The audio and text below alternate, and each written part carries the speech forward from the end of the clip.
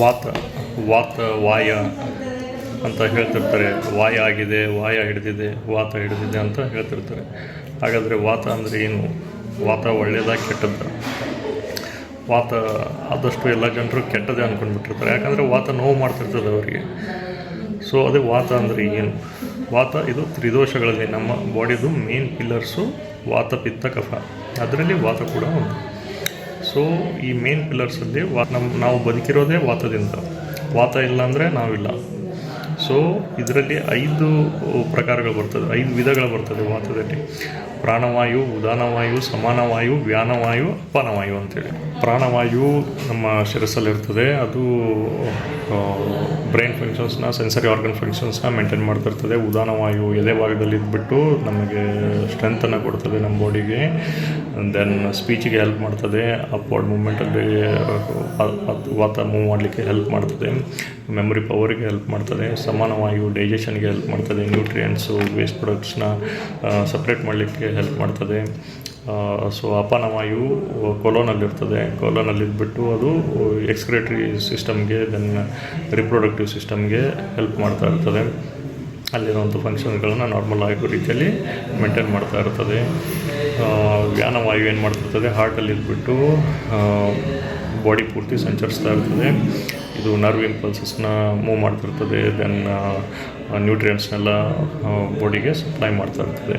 So ಈ ರೀತಿಯಾಗಿ 5 ವಿಧವಾದ ವಾತಗಳು ನಮ್ಮ ದೇಹದ ಎಲ್ಲ ಮೇಜರ್ ಫಂಕ್ಷನ್ಸ್ಗಳನ್ನ ಮೇಂಟೈನ್ ಮಾಡ್ತಾ ಇರ್ತದೆ. ಇಲ್ಲಾಂದರೆ ನಮ್ಮ ದೇಹದಲ್ಲಿ ಯಾವ ಒಂದು ಕ್ರಿಯೆಗಳು ನಡೆಯೋದಿಲ್ಲ.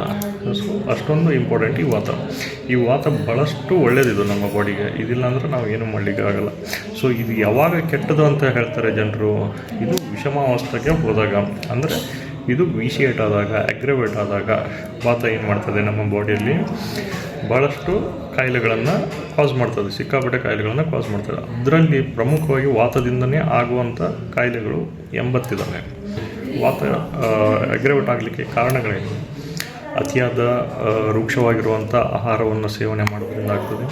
ಆಮೇಲೆ ಅತಿಯಾದ ಶೀತವಾದ ಆಹಾರ ಪದಾರ್ಥಗಳನ್ನು ಸೇವನೆ ಮಾಡೋದ್ರಿಂದ, ಅತಿ ಶೀತವಾದ ಕ್ಲೈಮೇಟು, ಆಮೇಲೆ ಅತಿಯಾದ ಎಕ್ಸಸೈಸು, ಅತಿಯಾದ ಉಪವಾಸ ಅತಿಯಾಗಿ ಮಾಡೋದ್ರಿಂದನೂ ಕೂಡ ಆಗುತ್ತೆ. ದೆನ್ ಸರಿಯಾದ ಪೊಸಿಷನಲ್ಲಿ ಮಲ್ಕೊಳ್ಳದೇ ಇದ್ದರೆ, ಮಲ್ಕೊಳ್ಳುವಂಥ ಹಾಸಿಗೆ ಸರಿ ಇಲ್ಲದೇ ಇದ್ದರೆ, ಕುಳಿತುಕೊಳ್ಳುವಂಥ ಚೇರ್ ಸರಿ ಇಲ್ಲದೇ ಇದ್ದರೆ, ಕುಳಿತುಕೊಳ್ಳುವಂಥ ಪೊಸಿಷನ್ ಸರಿ ಇಲ್ಲದೇ ಇದ್ದರೆ, ಅತಿಯಾಗಿ ಜರ್ನಿ ಮಾಡೋದು, ಆಮೇಲೆ ಅತಿಯಾಗಿ ಸೆಕ್ಸಲ್ಲಿ ಪಾಲ್ಗೊಳ್ಳೋದು. ಸೊ ಇವೆಲ್ಲ ಏನು ಮಾಡ್ತದೆ? ವಾತನ ಅಗ್ರವೇಟ್ ಮಾಡ್ತದೆ. ಅದರ ಜೊತೆಯಲ್ಲಿ ಅತಿಯಾದ ಶೋಕ ಕೂಡ ವಾತವನ್ನು ಇನ್ಕ್ರೀಸ್ ಮಾಡ್ತದೆ. ಸೊ ಈ ವಾತನ ಕಂಟ್ರೋಲ್ ಮಾಡೋದಕ್ಕೆ ಅತಿಯಾದ ವೃಕ್ಷಾಹಾರವನ್ನು ಸೇವನೆ ಮಾಡಬಾರ್ದು. ಅತಿಯಾದ ಶೀತಲ ಕ್ಲೈಮೇಟಲ್ಲಿ ಇರಬಾರ್ದು. ಆಮೇಲೆ ನಮ್ಮ ಬಾಡಿನ ಎಷ್ಟಾಗ್ತದೆ ಅಷ್ಟು ಬೆಚ್ಚಗಿಟ್ಕೋಬೇಕು. ಬಿಸಿಯಾದ ಆಹಾರಗಳನ್ನು ಸೇವನೆ ಮಾಡಬೇಕು.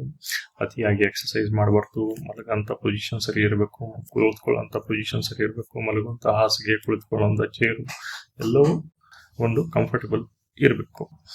ಸೊ ಅದೇ ರೀತಿಯಲ್ಲಿ ಬೆಚ್ಚಗಿರುವಂಥ ನೀರು ಕುಡಿಬೇಕು.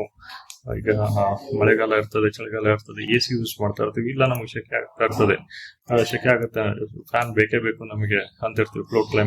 ಕೋಲ್ಡ್ ಕ್ಲೈಮೇಟಲ್ಲಿ ಕೂಡ ಅವಾಗ 100% ವಾತ ಅಗ್ರವೇಟ್ ಆಗ್ತದೆ. ನಿಮ್ಗೆ ಗೊತ್ತಾಗಲ್ಲ, ಅಲ್ಲಿ ಕುತ್ತಿಗೆ ಹಿಡಿದಿದೆ, ಇಲ್ಲಿ ಬೆನ್ನು ನೋವಾಗಿದೆ ಅಂತ ಡಾಕ್ಟರ್ ಕಡೆ ಹೋಗ್ತಾ ಇರ್ತೀರ.